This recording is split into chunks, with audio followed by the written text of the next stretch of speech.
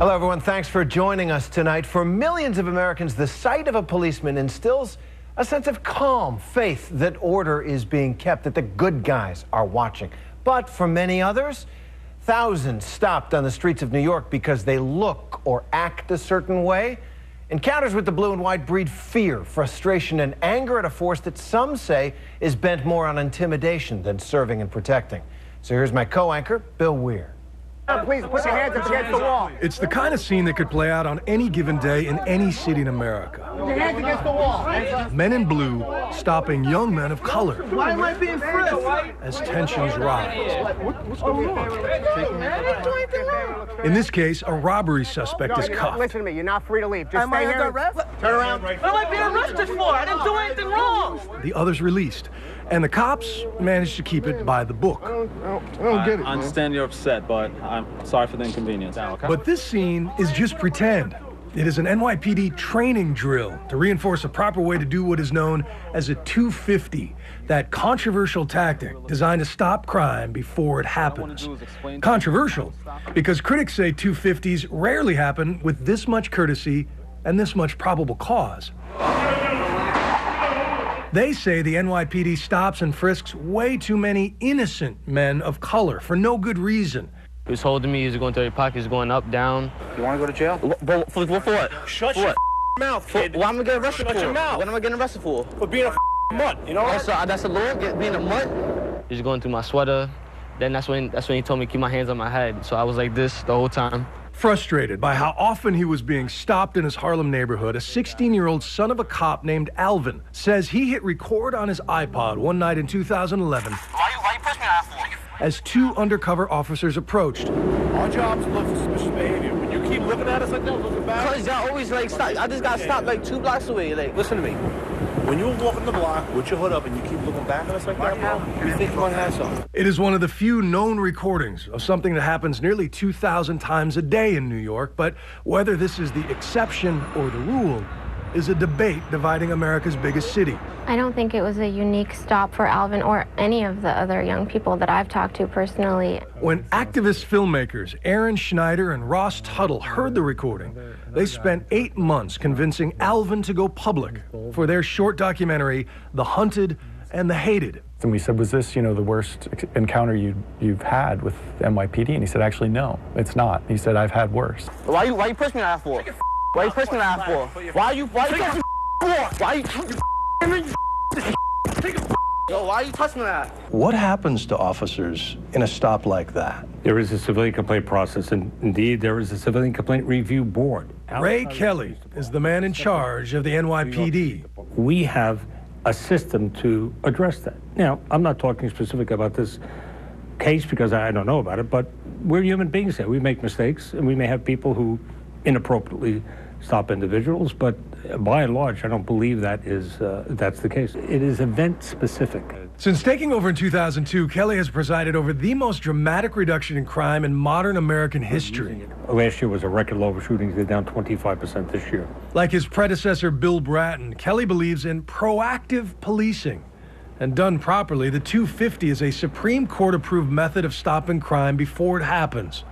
But here is the controversial part. Of the thousands of daily stop and frisks, only 6% lead to an arrest, and a little over 1% actually turn up a weapon. Critics say this is proof it doesn't work. Mayor Michael Bloomberg disagrees. That's the reason we need it, to deter people from carrying guns. We are the first preventers. In a fiery speech this week, Bloomberg chastised NYPD critics. They seem to believe that the department should be run according to the standards of political correctness, not public safety. Cop says first preventers only works with the strong backing of City Hall, especially in the face of this statistic. Even though blacks and Hispanics are a minority here, a majority of people stopped, around 84%, are young men of color. How many times have you been stopped and frisked? 7 times. 7 times? Yes, sir. And you're how old? 17. In his neighborhood of Flatbush, Brooklyn, Kasim Walters has witnessed gang shootouts and watched young men his age bleed out in the street. I've seen people shot over there on North Strand Avenue. But after a number of rough 250s... And then they turned me back here. I remember them banging my head into this. He says he's more afraid of the law than the thugs. And a few blocks away, he shows me the memorial of a 250 gone bad that fills him with even more dread. Oh, look at that. It's still here. When Kamani Gray adjusted his waistband on this corner in March, 2 undercover officers stepped up for a stop and frisk and ended up shooting him 7 times. They claim Gray pulled this loaded .38 revolver, later recovered at the scene. But Kasim doesn't believe them. That's not killing, that's murder. I'm tired of it. 4 days of angry demonstrations proves he's not alone. When things like this happen, there's no trust. The police are never going to get the benefit of the doubt until we have a relationship with the cops. You know, until Ray Kelly can give us answers.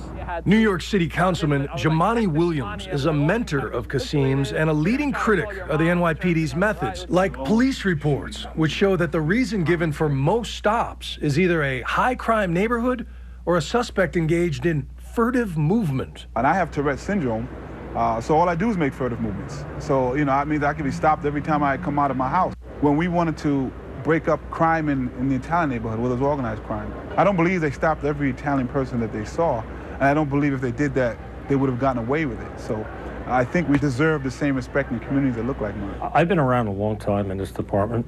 Our relations now are better than they've ever been. One of the reasons is our police officers are now minority majority. This is the most diverse city in the world. We are now more reflective of that diversity than ever before. But more minority cops doesn't mean all of them are supporters of stop and frisk. I was stopped by police officers because of my race, because of what I looked like. They stereotyped, they racially profiled. I knew that I didn't want to do that. Pedro Serrano is one of 2 cops now denouncing his own department's policies. And he says he made a hidden recording of his own. This is about stopping the right people, the right place, the right location. Okay. He is convinced that there is a perverse quota system in place, which drives officers to stop minority kids for no good reason. You don't come up with those numbers, they retaliate by giving you bad evaluations.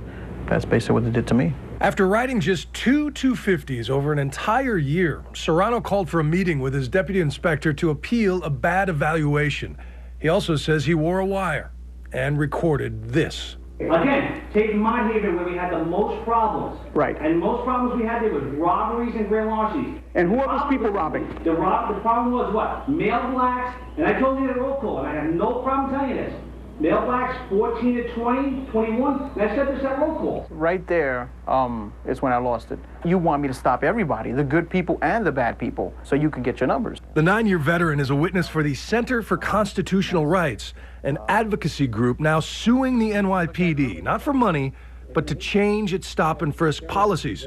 While Serrano and his attorneys say this is proof of racial profiling, the NYPD insists the inspector was talking about specific suspects in a specific string of crimes, and that Serrano was fishing to collect damning evidence for the lawsuit. For context, the inspector also said this. 99% of these people in this community are great, hard-working people, but we still are one of the most violent communities in the city. Yes. And to stop 2 people, you know, to see only 2 things going on, that's almost like you're purposely not doing your job.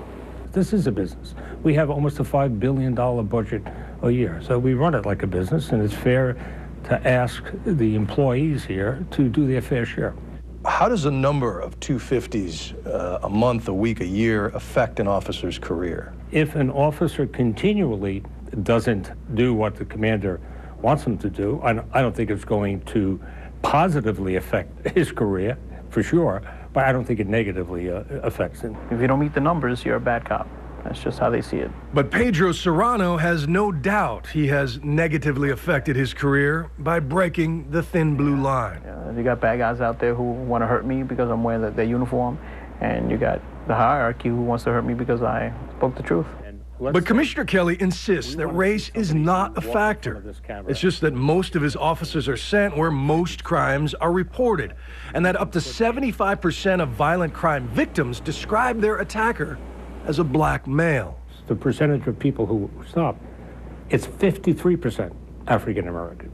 So really, African Americans are being understopped in relation to the percentage of people being described as being the perpetrators of violent crime. The stark reality is that crime happens in communities of color. They are being disproportionately victimized. NYPD, keep your hands off me. I'm just curious what you would say to the kid, the good kid, who's grown up in these rough neighborhoods, who resents the fact that he gets stopped 5, 6, a dozen times in his young life and forms his opinion of authority around those exchanges. What would you say to that kid? We're trying to save his life, and we're trying to save the life of other young people who are disproportionately victimized on the streets of this city and other cities throughout America.